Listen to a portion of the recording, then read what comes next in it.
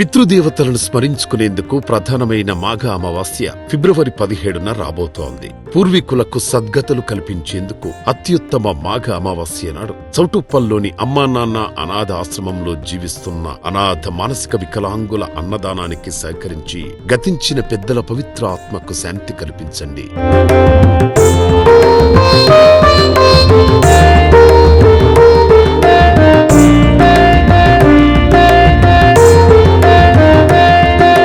మాఘ అమావాస్య నాడు పూర్వీకులను తలుసుకుని అనాథుల ఆకలి తీర్చితే పుణ్యలోకాలు ప్రాప్తిస్తాయని, వారి వంశం వంశాభివృద్ధితో ఆయురారోగ్య అష్టైశ్వర్యాలతో వర్ధిల్లుతారని పురాణాలు చెబుతున్నాయి.